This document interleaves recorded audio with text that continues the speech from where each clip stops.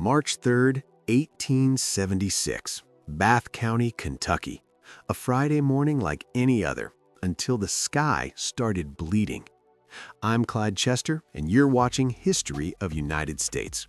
And today, folks, we're diving into one of the most jaw-dropping, stomach-churning, scientifically baffling mysteries in American history.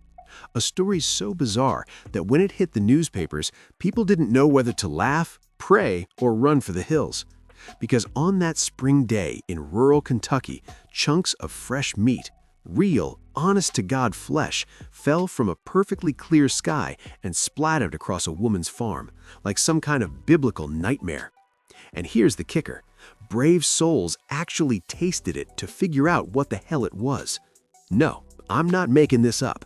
This is the Kentucky meat shower of 1876, and 150 years later, scientists still can't agree on what really happened. So buckle up, history lovers, because this one's a wild ride through vulture vomit, cosmic meat theories, and the kind of American frontier guts that make you think they really were built different back then. Let me paint you a picture.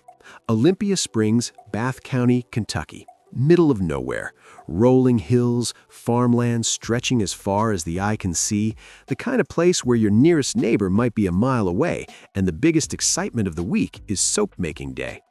Which is exactly what Mrs. Rebecca Crouch was doing on the morning of March 3rd, 1876. Rebecca Crouch. Remember that name. She's our eyewitness, the woman at ground zero of one of America's strangest unsolved mysteries. She was out in her yard, about 40 paces from the house, tending to her soap kettle, that big cast-iron vat farmwives used back then, mixing lye and animal fat over an open fire. Hard work, hot work, the kind of chore that made you grateful for a cool breeze on a sunny morning. Her 10-year-old grandson, Alan, was playing nearby. The sky was crystal clear, not a cloud in sight. Just blue sky stretching from horizon to horizon, that perfect kind of March day when winter's finally loosening its grip and spring's knocking on the door. And then Alan looked up. "Hey, Grandma, it's starting to snow." Now, Rebecca Crouch wasn't born yesterday. She knew damn well it wasn't snowing. It was too warm, too clear. But when she looked up, she saw what her grandson was talking about. Things falling from the sky, lots of things. Hundreds of things. Small pieces at first, then bigger chunks, tumbling through that clear blue nothing like the world's most disturbing snowstorm. But these weren't snowflakes. They were red. They were wet. They were meat. Chunks of flesh, some as big as a woman's hand, some small as dice, raining down from absolutely nowhere. They hit the ground with wet, meaty slaps. They stuck to the fence rails. They splattered on the soap fat. They landed in Rebecca's hair. The shower lasted several minutes. Accounts say anywhere from 3 to 5, covering a strip of ground about 100 yards long and 50 yards wide. That's bigger than a football field, folks. That's a lot of meat. And Rebecca Crouch? She stood there, probably frozen in shock, as her mind raced through the possibilities. In that first horrible moment, she later told reporters she thought the absolute worst, that her husband and son, who'd gone out that morning, had been torn to pieces somehow, and the wind was bringing their remains back home to her. Can you imagine that terror? That split second where your brain tries to make sense of the impossible and lands on the most horrifying explanation it can conjure? But then the shower stopped. As suddenly as it started, it was over. The sky went back to being just sky, and Rebecca and young Alan were left in a farmyard full of mystery meat, probably looking at each other wondering if they'd both lost their minds. They hadn't, because word spread fast in rural Kentucky, and within hours, neighbors started showing up to see the phenomenon for themselves. And this is where the story gets even better. Or worse, depending on your stomach, because this is 1876 rural America, and folks had a very different approach to unexplained phenomena than we do today.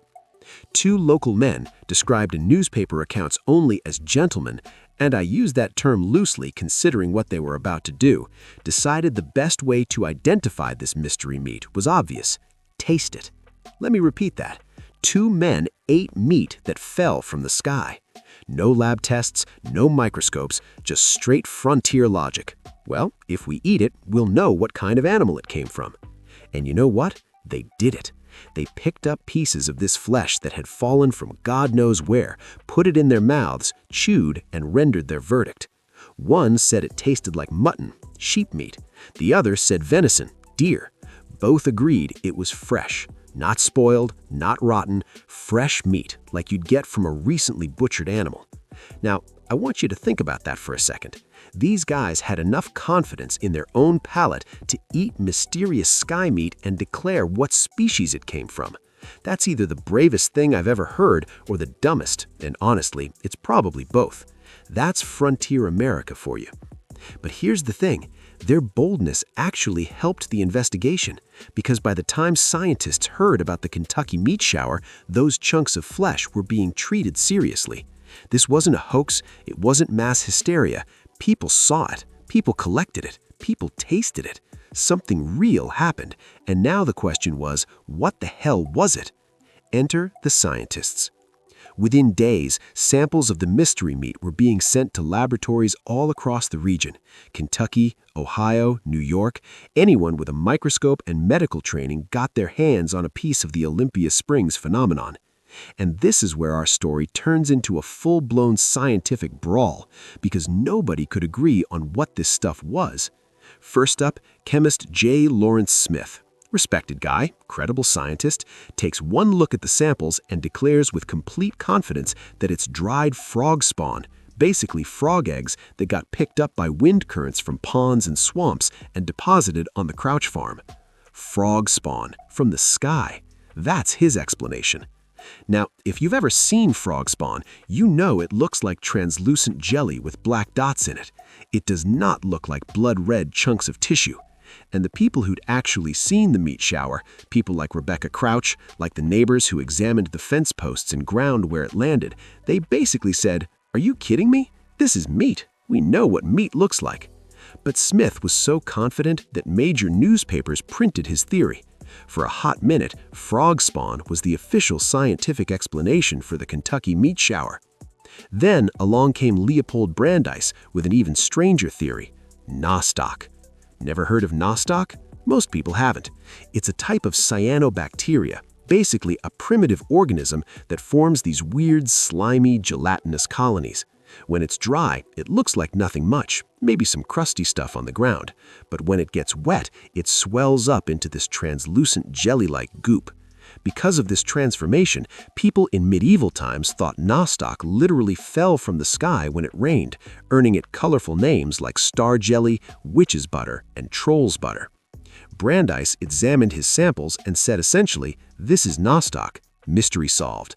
The wind carried it from somewhere else, it looked fleshy, people freaked out, end of story.